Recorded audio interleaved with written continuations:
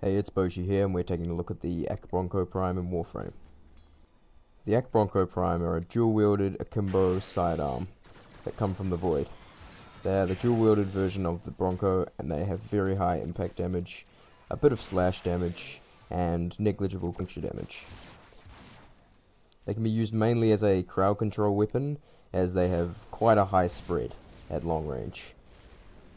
However, counterintuitively, you can also snipe with these, as they have no fall-off damage, but mainly you want to use them up close, as most of their damage will dissipate over a wide area.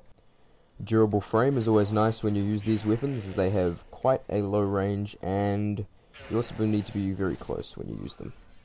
So I recommend something like Rhino, Frost, Ash, anything along the lines of high armor, and just close proximity with the enemy, really. So let's talk about some pros and cons. Well, the pros, obviously, high damage, low fall-off damage, quite a nice range, really.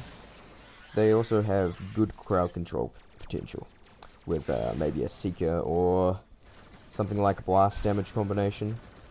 But with most weapons, they have cons. First of all, they can only be acquired from the Void. I mean, this might not mean much to people that are veterans, but for someone that wants to get a weapon from the Void, and they're quite new to the game, it takes a lot of work.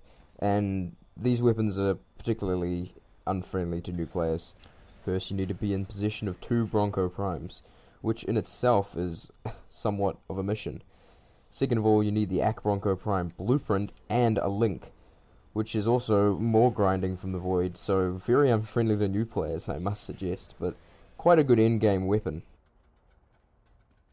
Other than that, they have quite a low crit damage and crit damage multiplier, so if you're modding them for that, it's not as good as it normally would be with something like the Brack or the regular Bronco. Also, as I said earlier, you need to be close to your enemy when you use these. They have an effective range of about 10 meters, and also, as I said, about 100 meters if you're sniping someone, but that only works with lower level enemies, as you can see in this video. But enough of that, let's get into how to mod it for the different factions. Okay, the Akbronco Prime have an impact damage of 60, 10 puncture damage, and 31 slash damage. They have a accuracy of 8.7 and a fire rate of 8.5. The crit damage stats are pretty negligible, so don't mod for them. Status chance 30%, quite solid if you have the Tethra and Cicero mods. A magazine of 6 and a reload of 2.4. This is quite high when you're versing crowds of enemies, so watch out. Let's jump into modding it for Grenier. First you add your Barrel Diffusion, Hornet Strike and Lethal Torrent combo. Then you can add in a Seeker for nice crowd control and punch through.